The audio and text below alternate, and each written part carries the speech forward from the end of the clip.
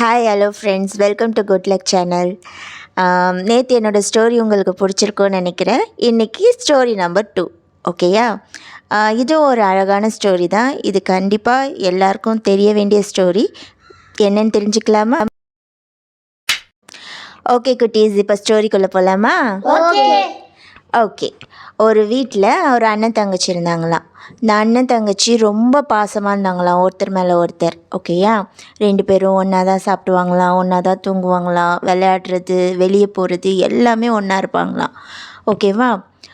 இந்த அண்ணனுக்கு மட்டும் ஒரு ஸ்பெஷலாக ஒரு ஹேபிட் இருந்துதான். அது என்னென்னா, தினமும் காலையில் ஏஞ்சதும் கடற்கரைக்கு போயிட்டு அங்கே கடலோரத்தில் நிறைய சிப்பிகள்லாம் கிடக்கும். அந்த சிப்பிகள் எல்லாத்தையும் ஒன்று ஒன்றா கலெக்ட் பண்ணி நிறைய பாக்ஸஸில் போட்டு சேர்த்து வச்சிட்ருப்பான்னா. ஓகேயா? இது அண்ணனோட ஹேபிட். அப்போ அவங்க தங்கச்சி கேட்பாங்க, குட்டி பாப்பா கேட்குமா, என்னென்னா டெய்லி இதெல்லாம் கலெக்ட் பண்ணுறியே, இதெல்லாம் என்ன பண்ணுவேன்னா அப்படின்னா, நான் உனக்கு ஒரு நாள் சொல்கிறேன்னு சொல்லிட்டு விளையாட போயிடுவானா. ஓகேவா? அப்போ ஒரு நாள் என்ன ஆயிடுச்சா, அண்ணன் சொன்னானா தங்கச்சிக்கிட்ட, தங்கச்சி பாப்பா வா நம்ம கடைக்கு போகலாம் அப்படின்னு சொன்னானா. தங்கச்சி பாப்பா கேட்டுச்சா, எதுக்குன்னால நீ வா உனக்கு நான் சொல்கிறேன் அப்படின்னு சொல்லிட்டு கடைக்கு கூட்டிகிட்டு போனானா. கடைக்கு கூட்டிகிட்டு போனப்போ தங்கச்சி பாப்பாவும் ரொம்ப ஜாலியாக புது ட்ரெஸ்லாம் போட்டுட்டு அண்ணா கூட கடைக்கு போச்சான். போனப்போ அவன் என்ன பண்ணான்னா, நிறைய டாய்ஸு எல்லாம் இருக்கிற அந்த பஜார் ஸ்ட்ரீட்டுக்கு கூட்டிகிட்டு போனானா தங்கச்சியை. கூட்டிகிட்டு போனால் தங்கச்சி பாப்பா ஒவ்வொரு கடையாக பார்த்துட்டு வந்து அதுக்கு எல்லாத்தையும் வாங்கணும் மாதிரி ரொம்ப ஆசையாக இருந்துச்சான். ஆனால் அண்ணனை பார்த்துட்டு ஒன்றுமே கேட்காம சைலண்ட்டாக வந்துச்சான். அப்போ ஒரு கடைக்கிட்ட போகும்போது அங்கே ரொம்ப அழகாக ஒரு பொம்மை இருந்துச்சான். ஓகேவா? தங்கச்சி பாப்பா அந்த பொம்மையை பார்த்துட்டே வரதப்பா அண்ணனும் பார்க்குறானா. ஓகேவா? பார்த்துட்டு அவன் என்ன பண்ணுறான்னா, தங்கச்சி பாப்பாவுக்கு இந்த பொம்மை ரொம்ப பிடிச்சிருக்கு போல இருக்குது, சரி நம்ம இதை வாங்கி கொடுக்கலான்னு சொல்லிட்டு அந்த கடையில் நின்றுட்டு கடைக்காரர்கிட்ட போய் கேட்குறானா. கடைக்காரர்கிட்ட, அண்ணா இந்த பொம்மை எவ்வளோ அப்படின்னு கேட்குறானா. அவர் சொல்கிறாரா, உன்கிட்ட எவ்வளோப்பா இருக்குது அப்படின்னு சொல்லி கேட்குறாராம்.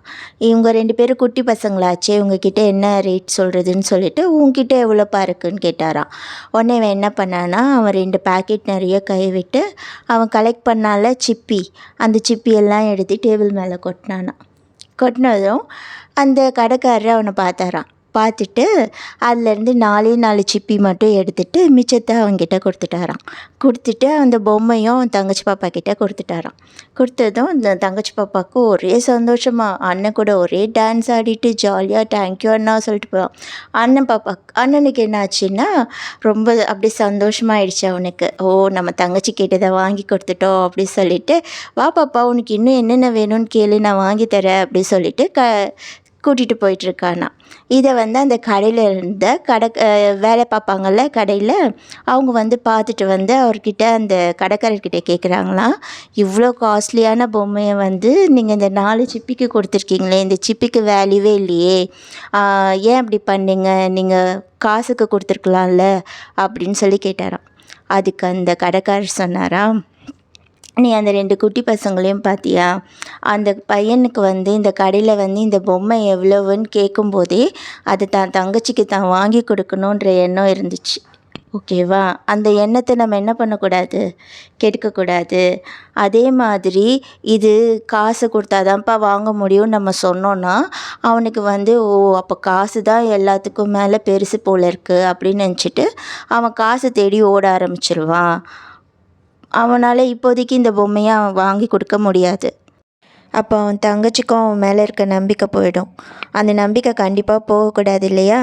அதனால தான் நான் அந்த பையன்கிட்ட சிப்பியை வாங்கிட்டு அந்த பொம்மையை நான் கொடுத்தேன்.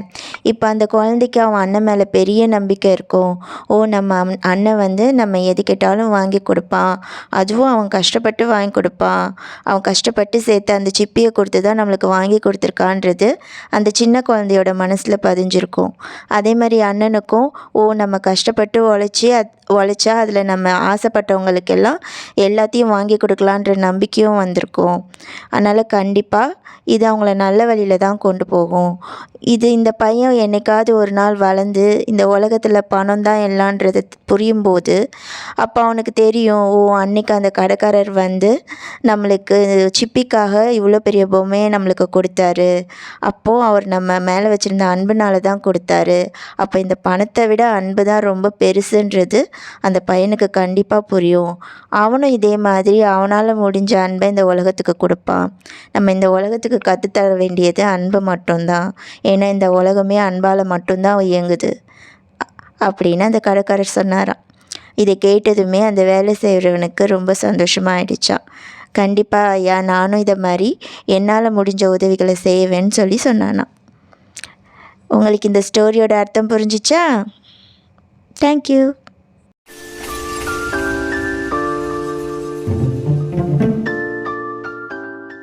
2,000 years later.